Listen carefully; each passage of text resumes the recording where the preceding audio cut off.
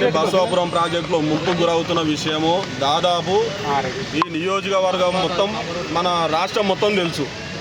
మాకు అక్కడ 5,000 ఎకరాలు పోయింది. 5,000 ఎకరాలకు ఇక్కడ మాకు ప్లాట్లు కేటాయించారు. హుస్నాబాదు 107 సర్వే నెంబర్లో ప్లాట్లు కేటాయించారు. ప్లాట్లలో అక్కడ మాకు ఖాళీ స్థలాలు ఉన్నాయి కొన్ని, అంటే ప్లాట్లు కేటాయించంగా పక్కన ఖాళీ స్థలాలు ఉన్నాయి. ఖాళీ స్థలాలు ఇగో ఈ పార్కు, ఇగో ఇక్కడ చూడండి, ఇది ఈ పార్క్ అని, పార్కు స్కూల్స్ అని, గౌట్ ఇన్స్టిట్యూట్స్ అని ఇక్కడ ఈ ఖాళీ స్థలం ఏర్పాటు చేశారు.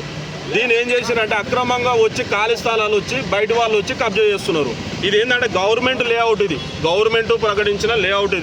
ఈ లేఅవుట్లో వచ్చి బయట వాళ్ళు వచ్చి కబ్జా చేస్తున్నారు. దాన్ని పలుసార్లు ఇట్లా వచ్చి ఎంఆర్ఓ ఆఫీస్కి వచ్చి ఎంఆర్ఓ గారికి, ఆర్డీఓ గారికి, కలెక్టర్ గారికి పలుసార్లు వచ్చి మేము విజ్ఞప్తి చేసినాం.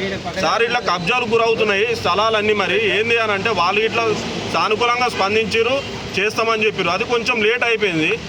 మొన్న ఇట్లా మధ్యలో ఇట్లా ఎంఆర్ఓ గారు, ఆర్ఐ గారు అక్కడికి కబ్జాకు గురైన స్థలానికి వచ్చారు. అక్కడికి వచ్చి ఇలా వాళ్ళు చెప్పారు ఆపాలి, నిలిపివేయాలంటే సరే ఒక 2-3 రోజులు చూసారు. తర్వాత మళ్ళీ ఎట్లుందో అట్లా కంటిన్యూషన్ జరిగింది. ఈరోజు మా గ్రామస్తులం అందరం వెళ్ళి అక్కడ పోయి దాన్ని అడ్డుకోవడం జరిగింది. అదే విషయంగా వచ్చి ఎంఆర్ఓ ఆఫీస్కి వచ్చినాం. ఎంఆర్ఓ గారికి వచ్చి ఒక వినతి పత్రం ఇచ్చినాం.